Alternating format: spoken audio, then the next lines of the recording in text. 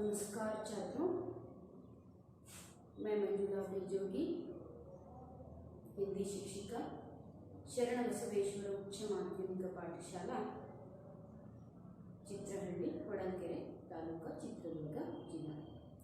बच्चों, आप सबको कक्षा में स्वागत है। मैं आज जो विषय पढ़ाने जा रही हूँ वह है भाषा ज्ञान। भाषा का ज्ञान होना हमें बहुत जरूरी है। क्यों भाषा का ज्ञान होना जरूरी है?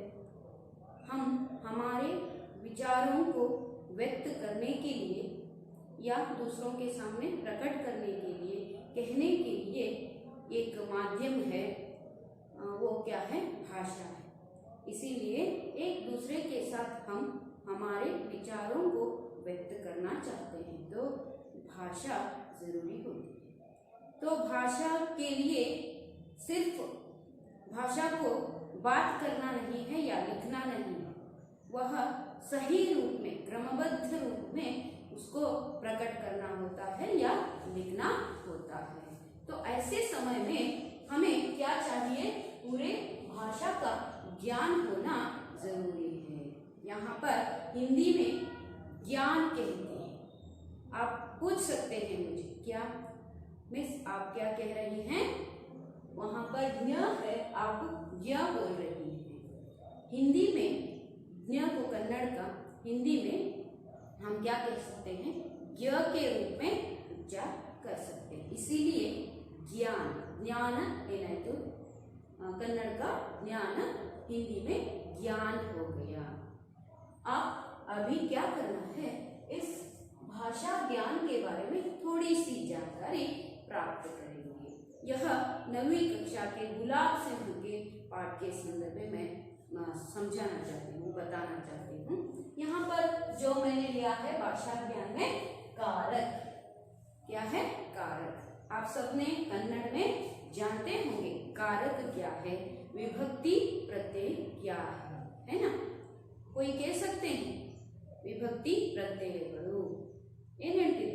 ಪ್ರಥಮ, ಉ, ದ್ವಿತೀಯ, ಅನ್ನು, तृतीय, इंद, ಈ ತರ ಹೇಳ್ತಿರ್ತಾನೆ। वही हिंदी में हम क्या कहते हैं? कर्ता है, कर्म को करण से ಸ್ವಲ್ಪ ಅಷ್ಟೇ ವ್ಯತ್ಯಾಸವನ್ನ ನಾವು ಕಾಣ್ತೇವೆ। ಹಾಗಾದ್ರೆ ಇಲ್ಲಿ ಒಂದೊಂದಾಗಿ ನಾವು ನೋಡ್ತಾ ಹೋಗೋಣ। ಮೊಟ್ಟ ಮೊದಲನೆಯದಾಗಿ ನಾವು कारक ಅಂದ್ರೆ ಏನು, कारक की परिभाषा, कारक का अर्थ ये जानना जरूरी है। तो अब हम कारक की परिभाषा या अर्थ को जानेंगे। तो उसमें कारक किसे कहते हैं? कारक तो संज्ञा या सर्वनाम के, संज्ञा क्या है? संज्ञा नामपद, सर्वनाम सर्वनाम, संज्ञा इल्लवे या अंदर इल्लवे, संज्ञा या सर्वनाम के उस रूप को कारक कहते हैं। ನಾಮಪದ ಇಲ್ಲವೇ ಸರ್ವನಾಮದ ಒಂದು ರೂಪವನ್ನು ನಾವೇನಂತ ಕರಿತೀವಿ? कारक कहते हैं। जिससे उसका संबंध वाक्य के अन्य शब्दों विशेषतः क्रिया के साथ प्रकट होता है। ಇದು ಯಾದರ ಜೊತೆಗೆ ಇದಾಗುತ್ತೆ? ಕಾರಕ ನಾವು ಬಳಕೆ ಮಾಡ್ತೀವಪ್ಪ, ಉಪಯೋಗ ಮಾಡ್ತೀವಿ, ಅದನ್ನ ಬಳಸ್ತೀವಿ ಅಂತ ಹೇಳಿದ್ರೆ जिससे उसका संबंध वाक्य के अन्य शब्द, ವಾಕ್ಯದಲ್ಲಿಯ ಸರ್ವನಾಮದ ವಾಕ್ಯದಲ್ಲಿಯ ಬೇರೆ ಬೇರೆ ಶಬ್ದಗಳನ್ನು ನಾವು ಬಳಸಬೇಕಾದ್ರೆ ಅದನ್ನ ವಿಶೇಷವಾಗಿಯೂ ಸಹ ಕ್ರಿಯೆಯ ಶಬ್ದಗಳು, ಕ್ರಿಯಾಪದ ಒಂದಲ್ಲಿ ಕೆಲಸ ನಡೆದಿರಬೇಕು, ಕಾರ್ಯ ನಡೆದಿರಬೇಕು, ಆ ಕ್ರಿಯಾಕ್ಕೆ ಸಾಥ್ ಆ ಶಬ್ದವನ್ನ ನಾವೇನ್ ಮಾಡ್ತೀವಿ? ಕ್ರಿಯೆಯ ಜೊತೆಗೆ ಪ್ರಕಟಗೊಳಿಸ್ತೀವಿ, ಸೇರಿಸಿ ನಾವು ಬಳಸ್ತೀವಿ ಯಾವುದನ್ನ? ಕಾರಕವನ್ನ। ಅದನ್ನ ನಾವು ಕಾರಕ ಅಂತ ಹೇಳ್ತೀವಿ। ವಾಕ್ಯದಲ್ಲಿ ಸರ್ವನಾಮ ಮತ್ತು ನಾಮಪದದ ಜೊತೆಗೆ ವಾಕ್ಯ ಪ್ರಾರಂಭವಾದಾಗ ಅದರಲ್ಲಿ ವಿಶೇಷವಾಗಿ ಈಗ ಒಂದು ನಾಮಪದದ ಶಬ್ದ ಇದೆ, ರಾಮ, ಭೀಮ, ಸವಿತಾ, ಯಾವುದೋ ಒಂದು ಹೆಸರಿದೆ, उसके साथ ಸರ್ವನಾಮ ಶಬ್ದ ಅವನು, ಅವಳು, ಇವನು, ಇದು, ಅದು, ಅವರು, ಈ ತರ ನಾವು ಶಬ್ದವನ್ನು, ನಿಮ್ಗೆ ಗೊತ್ತಿದೆ ಸರ್ವನಾಮ ಅಂದ್ರೆ ಏನು ಅಂತ। ಈ ಶಬ್ದಗಳು ಆ ವಾಕ್ಯದಲ್ಲಿ ಕ್ರಿಯೆಯ ಜೊತೆಗೆ ಹೊಂದಾಣಿಕೆ ಮಾಡ್ಕೊಳ್ತೇವೆ। ಆ ಕ್ರಿಯೆಯ ಸಂದರ್ಭದಲ್ಲಿ ನಾವು ಒಂದು ಶಬ್ದವನ್ನ ಬಳಸ್ತೀವಿ, ಅದನ್ನೇ ಏನಂತ ಕರಿತೀವಿ? ಸಿಹಿ ಹಮ್ कारक कहते हैं। कारक विभक्ति चिन्हों से युक्त संज्ञा या सर्वनाम होते हैं. ಕಾರಕಗಳು ವಿಭಕ್ತಿ ಚಿಹ್ನೆಗಳಿಂದ ಸೇರಿರುವಂತಹ ನಾಮಪದ ಮತ್ತು ಸರ್ವನಾಮಗಳು ಆಗಿರ್ತವೆ. ಈಗ ಅರ್ಥ ಆಯ್ತು. ಈಗ ಇನ್ನೊಂದ್ಸಾರಿ ಹೇಳ್ತೀನಿ ನೋಡಿ.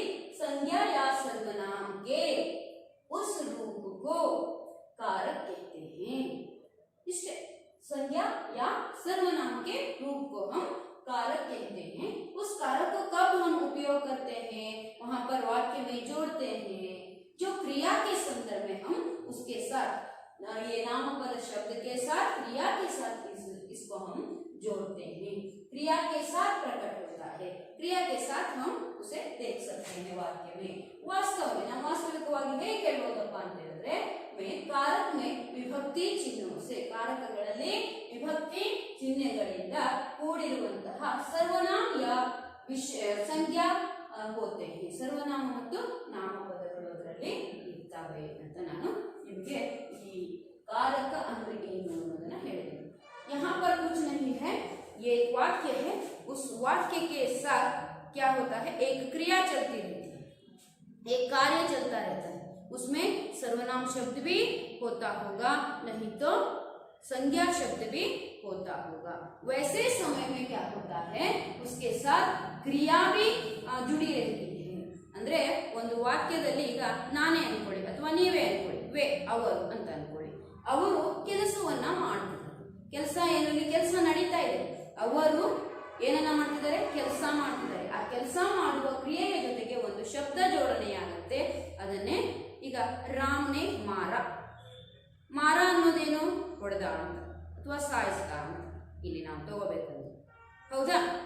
ರಾಮ್ನೆ ರಾವಣ್ಗೋ ಮಾರ ಅಂತ ಹೇಳಿ ನಾವು ಈ ವಾಕ್ಯವನ್ನ ಬಳಸಿದಾಗ ಅಲ್ಲಿ ರಾಮ ಅನ್ನೋದೇನು? ಸಂಜ್ಞಾಪದ ಅಂದ್ರೆ ನಾಮಪದ. ಆ ನಾಮಪದದ ಜೊತೆಗೆ ಮಾರ ಅನ್ನುವಂತಹ ಕ್ರಿಯೆ ಕೂಡ ಸೇರಿಕೊಂಡಿದೆ. ಆದರೆ ಈ ಎರಡು ಶಬ್ದಗಳ ಮಧ್ಯದಲ್ಲಿ ರಾಮ್ನೇ ಅನ್ನೋ ಒಂದು ಶಬ್ದ ನಿಮಗೆ ಸೇರಿದ್ದು ಆ ನೇ ಅನ್ನೋ ಪದನೇ ನಾವಿಲ್ಲಿ ಕಾರಕವಾಗಿ ಬಳಸ್ಕೊಳ್ತೀವಿ. ಅರ್ಥ ಆಯ್ತಾ? ಹಾಗಾಗಿ ವಾಕ್ಯದಲ್ಲಿ ನಾಮಪದ ಅಥವಾ ಸರ್ವನಾಮದ ಜೊತೆಗೆ ವಿಶೇಷವಾಗಿ ಕ್ರಿಯೆಯ ಜೊತೆಗೆ ಹೊಂದಿಕೊಂಡು ವ್ಯಕ್ತವಾಗುವ ಅಥವಾ ಕಾಣಿಸಿಕೊಳ್ಳುವ ಶಬ್ದವನ್ನು ನಾವು ಕಾರಕಗಳು ಅಂತ ಕರಿತೀವಿ. ಈಗ ಅರ್ಥ ಆಗಿದೆಯಾ? ठीक है. हम दूसरा भाग देखेंगे. उसमें अभी हमें समझ में आया कारक क्या है. तो यहाँ पर मैंने ವಿಭಕ್ತಿಯಾं ಅಥವಾ ವಿಭಕ್ತಿ ಚಿಹ್ನೆಗಳು ಮತ್ತೆ ಕಾರಕಗಳನ್ನ ಬರೆದಿದ್ದೀನಿ. उसमें क्या है? ವಿಭಕ್ತಿ ಚಿಹ್ನೆಗಳು ಯಾವ್ಯಾವುದು, ಕಾರಕ ಯಾವ್ಯಾವುದು ಅಂತ ಅದನ್ನ ಇಲ್ಲಿ ಬರೆದಿದ್ದೀನಿ. ನೀವು ಪ್ರಥಮ ಉ ಅಂದ್ರೆ ಕನ್ನಡದಲ್ಲಿ ಉ ಆದ್ರೆ ಅದು ಹಿಂದಿ में ನೇ होता है. ऐसे ही ದ್ವಿತೀಯ ಅನ್ನು ಅಂತ ಹೇಳಿದಾಗ ನಾವು ಇಲ್ಲಿ ಕೋ ಅಂತ ತಗೊಳ್ತೀವಿ. ಹೌದಾ? ಪ್ರಥಮ ಉ, ದ್ವಿತೀಯ ಅನ್ನು, ತೃತೀಯ ಇಂದ. ಈ ತರ ಇಂದ ಆದಾಗ ನಾವು ಸೇ ಅನ್ನೋದನ್ನ ತಗೊಳ್ತೀವಿ. ಅಷ್ಟೇ ವ್ಯತ್ಯಾಸ, ಬೇರೆ ಏನೂ ಇಲ್ಲ. ಶಬ್ದ ಇಲ್ಲಿ ಮಾತ್ರ ಅಕ್ಷರ ಮಾತ್ರ ಚೇಂಜ್ ಆಗುತ್ತೆ. ಕರ್ತ ಅನ್ನೋದನ್ನ ನಾವು ಅಲ್ಲಿ ಪ್ರಥಮ ಅಂತ ತಗೊಳ್ತೀವಿ, ದ್ವಿತೀಯ ಅಂತ ತಗೊಳ್ತೀವಿ. ಇಲ್ಲಿ ಕರ್ತ, ಕರ್ಮ, ಕರಣ, ಸಂಪ್ರದಾನ, ಅಪಾದಾನ, ಸಂಬಂಧ, ಅಧಿಕರಣ, ಸಂಬೋಧನ ಈ ತರ ನಾವು ತಗೊಳ್ತೀವಿ. तो उसमें ವಿಭಕ್ತಿ ಚಿಹ್ನೆಗಳು ಯಾವ್ಯಾವು ಅಂತ ನಾನು ಇಲ್ಲಿ ಬರೆದಿದ್ದೀನಿ. ಏನಿದೆ ವಿಭಕ್ತಿ ಚಿಹ್ನೆಗಳು? ने, दूसरा है को, तीसरा से, के साथ, के द्वारा. उसके बाद से ಅಂದ್ರೆ ಅದನ್ನ ಹೊರತುಪಡಿಸಿ, ಅದರಿಂದ ಬೇರ್ಪಡುವುದು. ಒಂದು ನಾಮಪದದ ಅಥವಾ ಸರ್ವನಾಮದ ಜೊತೆಗಿರುವ ಶಬ್ದದಿಂದ ಬೇರ್ಪಡೋದು, ಹೊರತುಪಡಿಸೋದಕ್ಕೆ. ಇಲ್ಲೂ ಕೂಡ ಸೇ, ಇಲ್ಲಿ ಬಂದಿದೆ ಸೇ ಅಂತ, ಇಂದ ಅಂತ ತಗೊಳ್ರೆ ಇಲ್ಲಿ ಹೊರತುಪಡಿಸಿ ಎನ್ನುವ ಅರ್ಥದಲ್ಲಿ ತಗೊಳ್ತೀವಿ. उसके बाद का, के, की ಸಂಬಂಧದಲ್ಲಿ ಬರುತ್ತೆ. का, के, की, में, पर ಮತ್ತು ಹೇ, ಅರೆ ಸಂಬೋಧನದಲ್ಲಿ ಹೇ, ಓ, ಅಯ್ಯೋ ಅಂತ ಹೇಳಿ ನಾವು ಬಳಸ್ತೀವಲ್ವಾ? ಆಶ್ಚರ್ಯ ಸೂಚಕ ಚಿಹ್ನೆಯನ್ನ ಬಳಸಿ ನಾವೇನ್ ಹೇಳ್ತೀವಿ? ಅದನ್ನ ಸಂಬೋಧನ ಅಂತ ಕರೀತೀವಿ. यहाँ पर भी संबोधन कारक ಅಂತ ನಾವು ಬಳಸ್ತೀವಿ. ಹಾಗಾದ್ರೆ ने का प्रयोग होते हैं तो वो कौन सा कारक होता है? हम देखते जाएंगे. ने क्या है? कर्ता कारक है. को कर्म कारक है. से के साथ, के द्वारा, से इंदा, ಕೆ ಸಾತ್ ಅಂದ್ರೆ ಜೊತೆಗೆ, ಕೆ ದ್ವಾರ ಅಂದ್ರೆ ಅವರ ಜೊತೆಗೆ, ಅವರಿಂದ ಅಂತಾನೆ ನಾವು ಇಲ್ಲಿ ಬಳಸಬೇಕು. ಅದನ್ನ ಕರಣಕಾರಕ ಹೈ. तो को के लिए ಅವನಿಗಾಗಿ ಅವನಿಗೋಸ್ಕರ ಅಂತ ನಾವು ಬಳಸ್ತೀವಿ. ಅದು संप्रदान कारक में आ जाता है.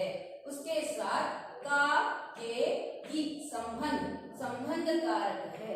ಈಗ ಅವನ ಅವಳ ಅಂತ ಆ ಒಂದು ಸರ್ವನಾಮದ ಜೊತೆಗೆ ಮತ್ತು ನಾಮಪದದ ಜೊತೆಗೆ ಈ ಒಂದು ಪ್ರತ್ಯಯವನ್ನ ಸೇರಿಸಿ ಹೇಳಿದಾಗ ಅದು ಸಂಬಂಧಕಾರಕವಾಗುತ್ತೆ. ಮೇ ಪರ್ ಅನ್ನೋದು, ಮೇ ಅಂದ್ರೆ ಅಲ್ಲಿ, ಪರ್ ಅಂದ್ರೆ ಮೇಲೆ, ಈ ತರಹ ಅಧಿಕರಣ ಕಾರಕದಲ್ಲಿ ಬರುತ್ತೆ. उसके साथ हे अरे संबोधन कारक हे, हे राम, ಹೌದು ತಾನೆ, ಆ ತರ ಬಳಸ್ತೀವಿ. ಅರೆ ये क्या कर रहे हो ಅಂದ್ರೆ ಆಶ್ಚರ್ಯ ಕೂಡ ವ್ಯಕ್ತವಾಗುತ್ತೆ. ಆಮೇಲೆ ನಾವು ಕೂಗಿ ಸಂಬೋಧಿಸಿ ಅವರನ್ನ ಕರೀತೀವಿ, ಅದನ್ನ ನಾವೇನಂತೀವಿ, ಹೇ ಅರೆ.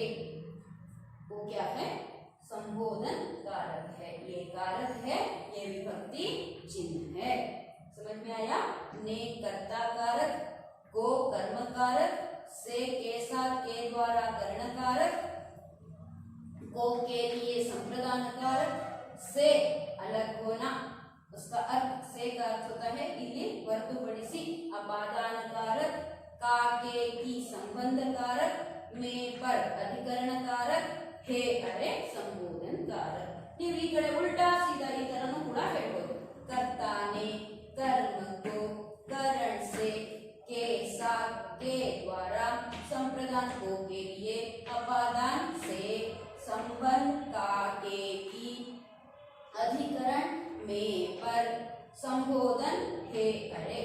ಈ ರೀತಿಯಾಗೂ ನೀವು ಹೇಳ್ಬೋದು, ಈ ರೀತಿಯಾಗೂ ಕೂಡ ಹೇಳ್ಬೋದು, ಬಳಸಬಹುದು. ನಿಮಗೆ ಸರಳವಾಗುವ ವಿಧಾನ ಅಂದ್ರೆ ಕರ್ತಾನೆ, ಕರ್ಮಕ್ಕೋ, ಕರಣ್ ಸೆ, ಕೆ ಸಾತ್, ಆಮೇಲೆ ಸಂಪ್ರದಾನ್, से के साथ के द्वारा, अपादान से, संबंध का के की, ಈ ತರ ನೀವು ಬಾಯಿಪಾಠ ಮಾಡಿದ್ರು ಸಹ ಬೇಗ ನೆನಪಲ್ಲಿ ಇಟ್ಕೋಬಹುದು. ಇಲ್ಲ ಅಂದ್ರೆ कक्षा में जो सीखते हैं तभी भूल जाते हैं. सीखते हैं, याद रखते हैं, लेकिन कक्षा के बाहर जाने के बाद उसे भूलते हैं. इसीलिए सरल माध्यम क्या है याद रखने के लिए, कर्ता ने कर्म को करण से, के साथ के द्वारा, संप्रदान को के लिए, अपादान, ಈ ತರ ನೀವು ನೆನಪಿಟ್ಕೊಂಡ್ರೆ सरलವಾಗಿ वाक्य लिखते समय आप आराम से इन विभक्ति चिन्हों के साथ कारक का उपयोग करके वाक्य हिंदी में बना सकते हैं. तो यहाँ देखेंगे बच्चों, मैं समझती हूँ ನಿಮಗೆ ಕಾರಕಗಳು ಯಾವುವು, ವಿಭಕ್ತಿ ಚಿಹ್ನೆಗಳು, ಅದಕ್ಕೆ ಏನೇನು ಬರುತ್ತೆ ಅಂತ ಅರ್ಥ ಆಯ್ತು ಅಂತ ಅನ್ಕೊಳ್ತೀನಿ. ऐसे ही ಇಲ್ಲಿ ಯಾವ್ಯಾವ ಶಬ್ದದ ಜೊತೆಗೆ ಸೇರಿದಾಗ, मैंने कहा था कारक किसे कहते हैं, संज्ञा या सर्वनाम के क्रिया के साथ कारक जुड़ जाते हैं ಅಂತ ಹೇಳಿ, ಸೇರ್ಕೊಳ್ಳುತ್ತೆ ಅಂತ. ಹಾಗಾದ್ರೆ ಇಲ್ಲಿ ನಾವು ಪ್ರತ್ಯೇಕವಾಗಿ ನೋಡ್ತಾ ಹೋಗೋಣ. अलग अलग यानी संज्ञा के साथ किस प्रकार जोड़ते हैं, सर्वनाम के साथ किस प्रकार जोड़ते हैं, उसे देखते जाएंगे. तो यहाँ पर एक शब्द है, ये कौन सा शब्द, संज्ञा शब्द है ना. इस संज्ञा शब्द के साथ क्या होता है, विभक्ति प्रत्यय, विप्र मैंने लिखा है, आपको क्या करना होगा, विभक्ति प्रत्यय पूर्ण रूप से आपके नोटबुक में लिखना होगा. तो विभक्ति प्रत्यय, उसके साथ कारक शब्द, यहाँ पर कौन सा कारक शब्द उसमें जोड़ते हैं, किस कारक के साथ विभक्ति चिन्ह को जोड़ते हैं. ये क्या है, विभक्ति चिन्ह है, ये यानी विभक्ति प्रत्यय है. और ये कौन से कारक में आता है हम देखते जाएंगे. मैंने कहा है ने कहाँ आता है, देखिए इधर कर्ता कारक, तो हमें लगता है ये कारक शब्द कौन सा है, गुलाब सिंह ने हम लेते हैं तो ये कर्ता कारक है, आराम से कह सकते हैं. इसीलिए मैंने कहा है इधर क्या करना है, आप लोग इसको कंठ यानी कंठ पाठ करना है.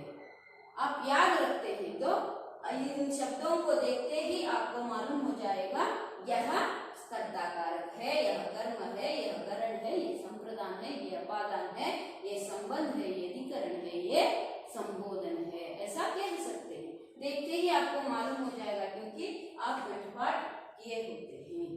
तो बच्चों देखते जाएंगे संज्ञा शब्द के साथ कारक रूप किस प्रकार जोड़ा जाता है। तो उसमें गुलाब सिंह, यहाँ पर गुलाब सिंह क्या है, ನಾಮಪದ ಹೌದು ತಾನೆ। ಇಟ್ಟಂತಹ ಹೆಸರುಗಳಿಗೆ ನಾವೇನಂತೀವಿ, किसी वस्तु व्यक्ति के नाम को या स्थल को हम क्या कहते हैं, संज्ञा कहते हैं। तो ये कौन सा शब्द है, संज्ञा। गुलाब सिंह ಅನ್ನೋದು ಒಂದು ಹೆಸರು ಹೌದು ತಾನೆ। ಹಾಗಾದ್ರೆ ಈ ಗುಲಾಬ್ ಸಿಂಗ್ ಅದರ ಜೊತೆಗೆ ಯಾವ ವಿಭಕ್ತಿ ಪ್ರತ್ಯಯ ಸೇರ್ಕೊಂಡಿದೆ, ಮೊದಲಿನ ಕರ್ತ ಅದರಲ್ಲಿ ನೇ ಇದೆ, ने को हम जोड़ते हैं तो विभक्ति चिन्ह ने को जोड़ते हैं तो गुलाब सिंह प्लस ने गुलाब सिंहने आयतु ताने। गुलाब सिंहनु ने का अर्थ होता है ऊ। ಇಲ್ಲಿ ಪ್ರಥಮ ವಿಭಕ್ತಿ ಕನ್ನಡದಲ್ಲಿ ನಾವು ಹೇಳಬೇಕಾದ್ರೆ ಪ್ರಥಮ ವಿಭಕ್ತಿ ऊ ಅಂತ ಹೇಳ್ತೀವಲ್ಲ, उसे हम हिंदी में ने कहते हैं। तो गुलाब सिंह के साथ ने जोड़ने के बाद कारक कैसे होता है, गुलाब सिंह ने कर्ता कारक आगते। उसके जैसे ही मैंने यहाँ पर गुलाब सिंह गुलाब सिंह गुलाब सिंह लिखने के बजाय मैंने ऐसा मार्क दे दिया है। आप लोग इधर क्या करना है, नीचे गुलाब सिंह गुलाब सिंह गुलाब सिंह ऐसे लिखते जाना है। मैं फिर कहती हूँ, देखो बताती हूँ। गुलाब सिंह को जोड़ने से यहाँ पर है, देखो को दूसरा है यानी कर्म कारक है, को क्या कहते हैं, कर्म कारक कहते हैं। तो गुलाब सिंह ने जोड़ने से गुलाब सिंह ने हुआ है, वह कर्ता कारक है। तो गुलाब सिंह के साथ को जोड़ने से क्या हो जाता है, गुलाब सिंह को हो जाता है, वह कौन सा कारक है, कर्म कारक है। उसके साथ गुलाब सिंह के साथ मैं विभक्ति चिन्ह या विभक्ति प्रत्यय कौन सा जोड़ती हूँ, से के द्वारा जोड़ देती हूँ। से के द्वारा गुलाब सिंहनिंದ ಗುಲಾಬ್ ಸಿಂಹನಿಂದನೇ ಆಗುತ್ತೆ, ಇದು ಕೂಡ के द्वारा ಅವರಿಂದ। ಹಾಗಾಗಿ ನಾವೇನ್ ಮಾಡಬಹುದು, यहाँ पर गुलाब सिंह से गुलाब सिंह के द्वारा ಇದು ಕೂಡ ವಾಕ್ಯ ಬರುತ್ತೆ। ನಾನು ಇಲ್ಲಿ ಒಂದೇ ವಾಕ್ಯವನ್ನ ತೋರಿಸಿದ್ದೀನಿ। ಕರಣ ಏನಾಗುತ್ತೆ, ಕರಣ कारक ಆಗುತ್ತೆ। वैसे ही गुलाब सिंह को के लिए गुलाब सिंह को ಅಂತ ಸೇರಿಸಿದಾಗ ಗುಲಾಬ್ ಸಿಂಗ್ ಗೋ ಆಗುತ್ತೆ, ಅದು ಸಂಪ್ರದಾನ कारक। ಮತ್ತೆ ಗುಲಾಬ್ ಸಿಂಗ್ के लिए ಅಂತ ಹೇಳಿದಾಗ ಗುಲಾಬ್ ಸಿಂಹನಿಗಾಗಿ ಗುಲಾಬ್ ಸಿಂಹನಿಗೆ ಅಂದಾಗ ನಾವು ಗೋ ಬಳಸ್ತೀವಿ, ಗುಲಾಬ್ ಸಿಂಹನಿಗಾಗಿ ಅಂದಾಗ ಏನ್ ಬಳಸ್ತೀವಿ, के लिए ಬಳಸ್ತೀವಿ। इसके लिए उसके लिए गुलाब सिंह के लिए सविता के लिए राम के लिए सीता के लिए ಅವಳಿಗಾಗಿ ಸೀತಾಗಾಗಿ ಆತರ ಬಳಸ್ತೀವಿ ನಾವು। ಅದು ಯಾವ ಕಾರಕದಲ್ಲಿ ಬರುತ್ತೆ, ಸಂಪ್ರದಾನ कारक।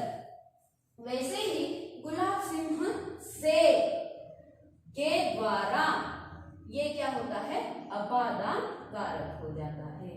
गुलाब सिंह से मैंने इधर कहा है, से अलग होना, गुलाब सिंहनिಂದ ಹೊರತುಪಡಿಸಿ ಅಂತ ನಾವಿಲ್ಲಿ ತಗೋಬೇಕಾಗುತ್ತೆ। वैसे ही वो कौन सा अपादान कारक है। वैसे ही इधर गुलाब सिंह का, गुलाब सिंह के, गुलाब सिंह की, गुलाब सिंह के साथ का जोड़ते हैं तो गुलाब सिंह का होता है। गुलाब सिंह के साथ की जोड़ते हैं, के जोड़ते हैं तो गुलाब सिंह के ಅಂದ್ರೆ ಗುಲಾಬ್ ಸಿಂಹನ ಅನ್ನೋದನ್ನ ನಾವು ಬಳಸ್ತೀವಿ। वैसे ही गुलाब सिंह की ಅಂತ ಹೇಳಿದ್ರೆ गुलाब सिंहಂದು ने नी की ಅಂತ ಹೇಳಿ ನಾವು ಇಲ್ಲಿ ಬಳಸ್ತೀವಿ। वो सभी क्या होता है, ಸಂಬಂಧ कारक। ಗುಲಾಬ್ ಸಿಂಹನ ಜೊತೆಗೆ ಸಂಬಂಧವನ್ನ ಏರ್ಪಡಿಸ್ತೀವಿ। ಆ ವಾಕ್ಯದಲ್ಲಿ ಆ ಒಂದು ವಿಭಕ್ತಿ ಕಾರಕವನ್ನ ಚಿಹ್ನೆ ಮತ್ತು ಕಾರಕವನ್ನ ನಾವು ನಾಮಪದ ಅಂದ್ರೆ ಯಾರಿಗೆ, ಗುಲಾಬ್ ಸಿಂಗ್ ಅವನ ಜೊತೆಗೆ ಆ ಒಂದು ವಸ್ತುವನ್ನ ಅಥವಾ ವಾಕ್ಯವನ್ನ ಹೊಂದಿಸ್ತೀವಿ, ಜೋಡಿಸ್ತೀವಿ, ಸಂಬಂಧವನ್ನ ಹುಟ್ಟು ಹಾಕ್ತೀವಿ। उसे क्या कहते हैं, संबंध।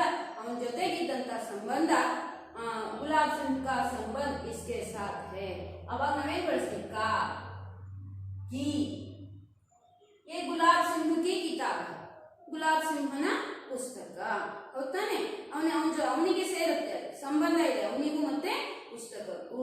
ಹಾಗೆ ನಾವು ಬಳಸಬೇಕಾದ್ರೆ ಸಂಬಂಧ ಕಾರಕದಲ್ಲಿ ಯಾವ ಶಬ್ದಗಳು ಬರ್ತಾವಂದ್ರೆ ಕ, ಕೆ, ಕಿ ಅನ್ನುವಂಥ ಅಕ್ಷರಗಳನ್ನ ನಾವು ಬಳಸಿ ಸಂಬಂಧವನ್ನ ಮಾಡ್ತೀವಿ. यहाँ पर किसके साथ संबंध जोड़ रहे हैं? संज्ञा के साथ. संज्ञा कौन है? गुलाब सिंह है. ಹೌದು ತಾನೆ? ಗುಲಾಬ್ ಸಿಂಹನ, ಗುಲಾಬ್ ಸಿಂಹನ ಅಂತಾನೆ ಇವೆಲ್ಲ ತಗೊಳ್ತೀವಿ. ಇಲ್ಲಿ ಸ್ತ್ರೀಲಿಂಗದಲ್ಲಿ ಬರುತ್ತೆ, ಇಲ್ಲಿ ಪುಲ್ಲಿಂಗದಲ್ಲಿ ಬರುತ್ತೆ. ಹಾಗಾಗಿ ಇದನ್ನ क्या कहते हैं? संबंध कारक कहते हैं. वैसे ही यहाँ पर मैं पर ಅಧಿಕರಣ ಕಾರಕದಲ್ಲಿ ನಾವು ನೋಡ್ಬೇಕಾದ್ರೆ ಮೇ, ಗುಲಾಬ್ ಸಿಂಹ ಮೇ, ಗುಲಾಬ್ ಸಿಂಹನಲ್ಲಿ, ಗುಲಾಬ್ ಸಿಂಹ ಪರ್, ಗುಲಾಬ್ ಸಿಂಹನ ಮೇಲೆ, ಅಲ್ಲಿ ಮತ್ತು ಮೇಲೆ ತಗೊಂಡಾಗ ನಾವೇನ್ ಮಾಡ್ತೀವಿ? ಅಧಿಕರಣ ಕಾರಕವನ್ನ ಬಳಸ್ತೀವಿ. ಹಾಗಾದ್ರೆ ಗುಲಾಬ್ ಸಿಂಹನ ಮೇಲೆ ಗುಂಡಿನ ದಾಳಿ ನಡೆಯಿತು ಅಂತ ಹೇಳಿದಾಗ ನೀವೇನ್ ಹೇಳ್ತೀವಿ? ಗುಲಾಬ್ ಸಿಂಹ ಪರ್ ಕ್ಯಾ ಹುವಾ? ಗೋಲಿಬಾರಿ ಕ್ಯಾ ಹುಯಿ? गोलियां दहलाती हुई आकर उनके छाती में घुस गई ಅಂತ ನಾವು ಹೇಳ್ತಿದ್ದಾನೆ. वैसे ही ಮೇ ಅಂದ್ರೆ ಅಲ್ಲಿ, ಪರ್ ಅಂದ್ರೆ ಅದರ ಗುಲಾಬ್ ಸಿಂಹನ ಮೇಲೆ ಅಂತ ನಾವು ತಗೊಳ್ತೀವಿ. ಗುಲಾಬ್ ಸಿಂಹ ಸೆ ಗುಲಾಬ್ ಸಿಂಹ. ये ಮೇ ಪರ್ ಅನ್ನೋದು ಯಾವುದು? ಅಧಿಕರಣ ಕಾರಕ. मैंने यहाँ पर लिखा था ಮೇ ಪರ್ ಅಧಿಕರಣ ಕಾರಕ. तो वैसे ही ಗುಲಾಬ್ ಸಿಂಹ ಅಂದ್ರೆ ಸಂಬೋಧನ ಕಾರಕದಲ್ಲಿ ಏನ್ ಬರುತ್ತೆ ನೋಡೋಣ. ಹೇ ಮತ್ತೆ ಅರೆ. ಹೇ ಗುಲಾಬ್ ಸಿಂಗ್, ಅರೆ ಗುಲಾಬ್ ಸಿಂಗ್. ಹೊತ್ತಾನೆ ಸಂಬೋಧಿಸ್ತೀವಿ ನಾವು, ಅದನ್ನ ನಾವೇನಂತ ಕರಿತೀವಿ? ಸಂಬೋಧನ್ कारक ಅಂತ ಕರಿತೀವಿ. मैं समझती हूँ आप लोगों को ये कारक किसे कहते हैं और कारक कौन कौन से कारक हैं? 8 कारक हैं. 8 कारक के साथ कौन से विभक्ति चिन्ह जोड़ सकते हैं? यहाँ पर लिखा है आपके किताब में भी, आप ठीक से देख सकते हैं. इधर ठीक से नहीं दिखा तो क्या है? 8 कारक हैं.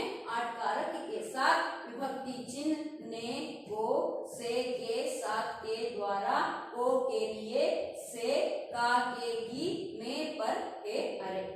ये सारे विभक्ति चिन्ह कारक के साथ जोड़ने के बाद कौन कौन से कारक में ये चिन्ह आ जाते हैं आप जान चुके हैं. वैसे ही संज्ञा के साथ किस प्रकार हम इसे उपयोग कर सकते हैं, जोड़कर लिख सकते हैं. हमने देखा ने जोड़ने से कौन से कारक में आता है, को जोड़ने से कौन से कारक में आता है, में पर जोड़ने से कौन से कारक में आता है. वैसे ही हे अरे जोड़ने से कौन से कारक में आ जाता है. आपको समझ में आया है, मैं समझती हूँ.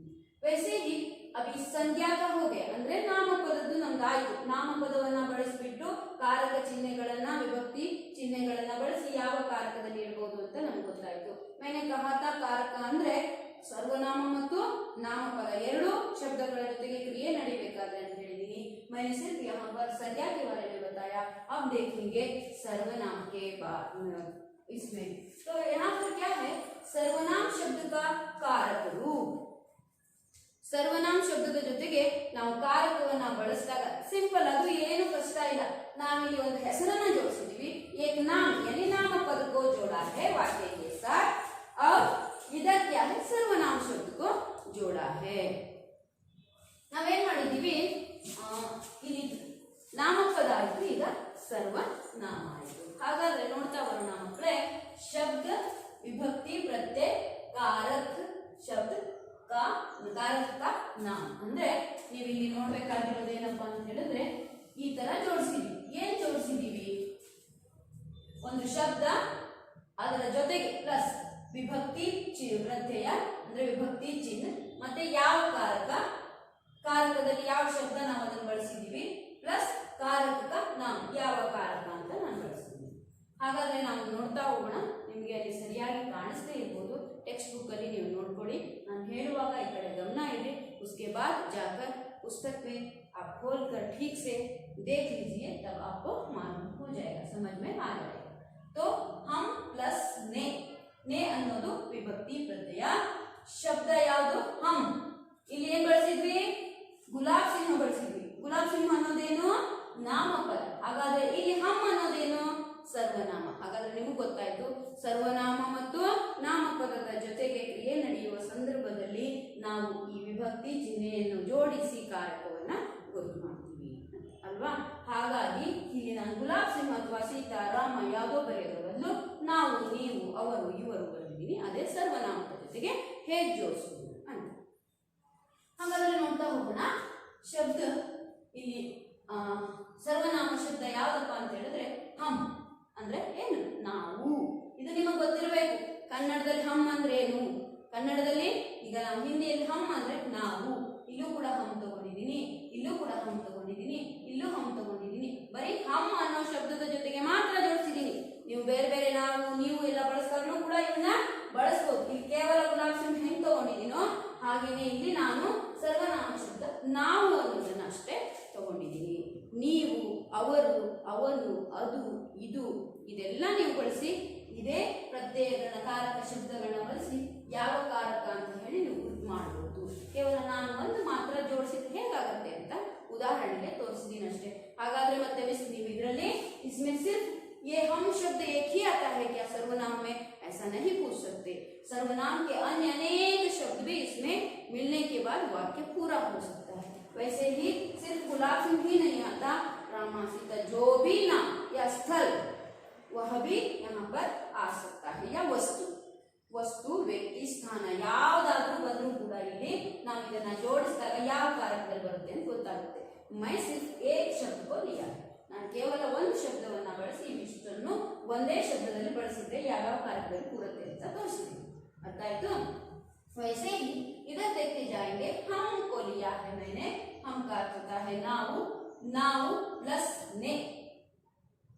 हमने ಅಂದ್ರೆ ಅದು ಕೂಡ ನಾವು, ಹೂ ಅನ್ನೋದೇ ಅಲ್ಲಿ ಸೇರ್ಕೊಳ್ಳುತ್ತೆ. हमने ಅಂದ್ರೆ ಯಾವ ಕಾರಕನೇ ಬಂದಾಗ ಕರ್ತಾ ಕಾರಕ. वैसे ही हम प्लस से, ಇಲ್ಲಿ ನಾವು ಪ್ಲಸ್ ಸೆ ನಮ್ಮಿಂದ, हमसे ನಮ್ಮಿಂದ, हमारे द्वारा ಅದು ಕೂಡ ನಮ್ಮಿಂದ ಈ ಕೆಲಸ ಆಯ್ತು. ये काम कैसे हुआ? हमारे द्वारा ही हुआ. ನಮ್ಮಿಂದನೇ, ನಮ್ಮ ಕಡೆಯಿಂದಾನೇ. हमारे द्वारा ಅಂದ್ರೆ ನಮ್ಮ ಕಡೆಯಿಂದ, हमसे ಅಂದ್ರೆ ನಮ್ಮಿಂದ. वैसे ही वह क्या कारक है? करण कारक है. तो हमको, हम ನಾವುವಿನ ಜೊತೆಗೆ ಕೋ ಸೇರಿಸಿದಾಗ ಏನಾಗುತ್ತೆ ಅಂತ ನೋಡ್ತಾ ಹೋಗೋಣ. ಹೌದಾ? ಇಲ್ಲಿ ಹಮ್ ಕೆ ಸಾಥ್ ನಾವು ಅನ್ನೋ ಶಬ್ದದ ಜೊತೆಗೆ ಸೆ ಇಂದ ಸೇರಿಸಿದಾಗ ನಾವು ಪ್ಲಸ್ ಇಂದ ನಮ್ಮಿಂದ ಆಗಿತ್ತು. ವೈಸೆ ಹಿ ಹಮ್ ಪ್ಲಸ್ ಕೋ ಅಂತ ಸೇರಿದಾಗ ಏನಾಗುತ್ತೆ? ಹಮ್ಕೋ ನಮಗೆ, ಗೆ ಅನ್ನೋದು ಸೇರುತ್ತೆ. ಹಮಾರೆ ಲಿಯೆ ನಮಗಾಗಿ, ನಾವು ಪ್ಲಸ್ ಆಗೆ ಅಂತ ಸೇರಿಸಿದಾಗ ನಮಗಾಗಿ ಅಂತ ಸೇರುತ್ತೆ. ಅದು ಯಾವುದು? ಸಂಪ್ರದಾನ ಕಾರಕ. ಹಮಾರೆ ಲಿಯೆ हमको ಅಂತ ತಗೊಳ್ಳಿ. हमसे, हमारे लिए, हमारे द्वारा ಈ ತರ ಬರುತ್ತೆ. वैसे ही हम प्लस से ಅಂದ್ರೆ ಇಲ್ಲಿ ಹೊರತುಪಡಿಸಿ, हम प्लस से हमसे ನಮ್ಮಿಂದ, ಇದು ಕೂಡ ಅಪಾದಾನ ಕಾರಕ ಬರುತ್ತೆ. ನಮ್ಮಿಂದ ಈ ಕೆಲಸ ಆಗಿಲ್ಲ ಅನ್ನೋ ಸಂದರ್ಭದಲ್ಲಿ ನಾವೇನ್ ಮಾಡ್ತೀವಿ? ಈ हमसे से ಅನ್ನೋದನ್ನ ಸೇರಿಸಿಕೊಂಡು ಅಪಾದಾನ ಕಾರಕದಲ್ಲಿ ಇಡ್ತೀವಿ. वैसे ही हम ಪ್ಲಸ್ का के की, हम ಜೊತೆಗೆ, ನಾವು ಜೊತೆಗೆ ಕ ಸೇರಿದಾಗ, ಕೆ ಸೇರಿದಾಗ, ಕಿ ಸೇರಿದಾಗ, ಹಾಗಾದ್ರೆ ಹಮ್ಕ ಸೇರಿದಾಗ ಹಮಾರ ಆಗುತ್ತಂತೆ, ಹಮ್ಕೆ ಸೇರಿದಾಗ ಹಮಾರೇ ಆಗುತ್ತಂತೆ. ಹಾಗೇನೆ ಕಿ ಸೇರಿಸಿದಾಗ, ಹಮ್ಕೆ ಸಾಥ್ ಕಿ ಸೇರಿದಾಗ ಹಮಾರಿ ಅಂತ ಆಗುತ್ತಂತೆ. ನಾವು, ನಮ್ಮದು, ನಮ್ಮ ಅನ್ನೋ ಶಬ್ದ ನಾವಿಲ್ಲಿ ಬಳಸಿರೋದು ಸಂಬಂಧ ಅನ್ನೋ ಜೊತೆ ಸಂಬಂಧ ಇದೆ ಆ ವಸ್ತುವಿಗೆ. ಹಾಗಾಗಿ ಸೇ, ಕ, ಕೆ, ಕಿ ಸೇರಿದಾಗ ಹಮ್ ಜೊತೆಗೆ ಹಮಾರ, हमारे, हमारी आते हैं. ಅದು ಸಂಬಂಧ कारक. यहाँ पर साथ में देखिए हम प्लस में, ನಾವು ಪ್ಲಸ್ ಮೇ ನಮ್ಮ ಮೇಲೆ, ನಮ್ಮಲ್ಲಿ ಅಂತ ಹೇಳಿ ನಾವು ತಗೊಂಡಾಗ हमने ನಾವು, हम पर हम में ನಮ್ಮ ಮೇಲೆ ಅಥವಾ हम पर ನಮ್ಮ ಮೇಲೆ, ನಮಗೆ, ನಮ್ಮ ಮೇಲೆ ಅಧಿಕರಣ ಕಾರಕದಲ್ಲಿ ಬರುತ್ತೆ. ಈ ತರಹ ಕೇವಲ मैंने एक शब्द लिया है सर्वनाम का, संज्ञा का, और इधर एक शब्द सर्वनाम का लिया है, उसके साथ आप वे, ಅವರು, ಅವನು, वह ಬಂದಾಗ ಬರಲ್ಲ, उसने, इसने, इन्होंने, उन्होंने ने ಸೇರುತ್ತೆ, उनको, इनको ಇದರೆಲ್ಲ ಬರುತ್ತೆ. ನೀವು ಅದನ್ನೆಲ್ಲ ಬಳಸಿ ವಾಕ್ಯವನ್ನ ಮಾಡಿದಾಗ ವಿಭಕ್ತಿ ಚಿಹ್ನೆಗಳನ್ನು ಯಾವ ಕಾರಕ ಅಂತ ಹೇಳಿ ಥೆಟ್ ಅಂತ ನೀವು ಕಂಡುಹಿಡಿಯಬಹುದು. ಹಾಗಾಗಿ ನಿಮ್ಗೆ ಮೇನ್ ಬೇಕಾಗಿರೋದು ಇವೆಲ್ಲ ಚಿಹ್ನೆಗಳು ಯಾವ್ಯಾವ ಕಾರಕಕ್ಕೆ ಸಂಬಂಧಪಟ್ಟಿದ್ದಾವೆ. ಹಾಗಾದ್ರೆ ನೇ ಅನ್ನೋದು ಕರ್ತಾಕಾರಕ, ಕೋ ಅನ್ನೋದು ಕರ್ಮಕಾರಕ, ಸೆ ಕೆ ದ್ವಾರ ಅನ್ನೋದು ಕರಣಕಾರಕ, ಕಾ ಕೆ ಲಿಯೆ ಅನ್ನೋದು ಸಂಪ್ರದಾನ ಕಾರಕ, ಸೆ ಕೆ ದ್ವಾರ ಅನ್ನೋದು ಅಪಾದಾನ ಕಾರಕ, ಹಾಗೇನೆ ಕಾ ಕೆ ಕಿ ಅನ್ನೋದು ಸಂಬಂಧ ಕಾರಕ, ಮೇ ಪರ ಅನ್ನೋದು ಅಧಿಕರಣ ಕಾರಕ, ಹೇ ಅರೆ ಅನ್ನೋದು ಹೇ ಗುಲಾಬ್ ಹಿಸ್ಸಿನ್ ಅನ್ನೋದು ಸಂಬಂಧ ಕಾರಕದಲ್ಲಿ ಬರುತ್ತೆ. ಈ ಕಾರಕಗಳು ಮತ್ತೆ ಈ ವಿಭಕ್ತಿ ಚಿಹ್ನೆಗಳನ್ನ ನೀವು ಬಾಯಿಪಾಠ ಮಾಡಿದ್ದೆ ಆದ್ರೆ ಕಟ್ಟಿ ಹೊಡೆದ್ರೆ ನಿಮಗೆ ಕಾರಕ ಯಾವುದು ಅನ್ನೋದು ಗೊತ್ತಾಗುತ್ತೆ. ವಾಕ್ಯದಲ್ಲಿ ವಾಕ್ಯ ಸರಳವಾಗಿ ಕ್ರಿಯೆಯ ಜೊತೆಗೆ ಸರ್ವನಾಮ ಶಬ್ದದ ಜೊತೆಗೆ ಸಂಖ್ಯಾ ಶಬ್ದದ ಜೊತೆಗೆ ಬಳಸಿ ನೀವು ವಾಕ್ಯವನ್ನ ಮಾಡಬಹುದು ಅಂತ ನಾನು ಅನ್ಕೊಳ್ತೀನಿ. ವೈಸೆ ಹಿ ಯಹಾ ಪರ್ ಕುಚ್ ಖಾಲಿ ಜಗಹ ಭರಿಯೇ ಅಂತ ಕೊಟ್ಟಿದ್ದಾರೆ. शब्द निम्गे अभ्यास कार्य कोट्टिदारे ई भाषा ज्ञान के संबंधपट्टंते। तो उसमें हम उदाहरण के लिए मैंने इधर एक लिखा है, क्या है, बहन प्लस ने, सहोदरी प्लस यू, सहोदरिय अथवा सहोदरियु, बहन ने, सहोदरियु अद्याव कारक बರುತ್ತೆ ने ಅನ್ನೋದು ನಿಮಗೆ ಗೊತ್ತಿದೆ. ने ಅನ್ನೋದು कर्ता कारक ಅಂತ ಅದರ ಮುಂದೆ ನೀವು ಬರೀಬೇಕು. ಇನ್ನೊಂದು ನಾನು ಕೇಳ್ತೀನಿ ಪ್ರಶ್ನೆ, उसे आप कैसे उत्तर देंगे देखिए. हम प्लस डैश हमारे लिए, ಇಲ್ಲೇನಿದೆ के लिए ಅಂತ ತಗೊಂಡಾಗ ನಾವು हमारे लिए ಅನ್ನೋದನ್ನ ಬಳಸಬೇಕು. लिए ಅಂತ ಬಂದ್ರೆ ಯಾವ ಕಾರಕ ಅಂತ ನೀವು ನೋಡಿ ಬರಿಬೇಕಾಗುತ್ತೆ, ಅದು ಸಂಪ್ರದಾನ ಕಾರಕ. ಹಾಗಾಗಿ ನೀವು के लिए ಅಂತ ಬಂದಾಗ ನೀವು ಸಂಪ್ರದಾನ ಕಾರಕ ಅಂತ ಅದರ ಮುಂದೆ ಬರೀತಾ ಹೋಗಬೇಕು. वैसे ही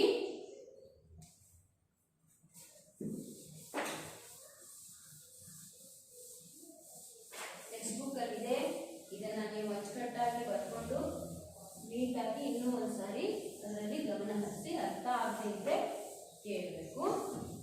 ಈಗ ನಿಮ್ಗೆ ಅರ್ಥ ಆಗಲ್ಲ ಅಂತ ಇನ್ನೊಂದು ಬರೀತಾ ಇದ್ದೀನಿ. ಏನಿದೆ ಇಲ್ಲಿ, हम प्लस का ಅಂತ ಇದೆ, ಅದರ ಮುಂದೆ ಡ್ಯಾಶ್ ಕೊಟ್ಟಿದ್ದಾರೆ ಮತ್ತೆ ಯಾವುದು ಕಾರಕ ಅಂತ ಕೂಡ ಕೊಟ್ಟಿದ್ದಾರೆ. ಹಾಗಾದ್ರೆ ಕಂಡು ಹಿಡಿತೀರಾ ನೀವೇ, हम प्लस का ಅಂತ ಇದೆ, ನಾನೇನು ಸೇರಿಸಿದ್ದೀನಿ, हम प्लस का ಅನ್ನೋದೇನು, ಅದೇನಾಗುತ್ತೆ, ಹಮಾರ ಆಗುತ್ತೆ. ಹಮಾರ ಯಾವ ಕಾರಕ, ಸಂಬಂಧ ಕಾರಕ. ನೀವು हम प्लस का ಸೇರಿಸಿದಾಗ ಹಮಾರ ಇದು ಕಾರಕದ ಹೆಸರು, संबंध कारक ಅಂತ ಬರಿ.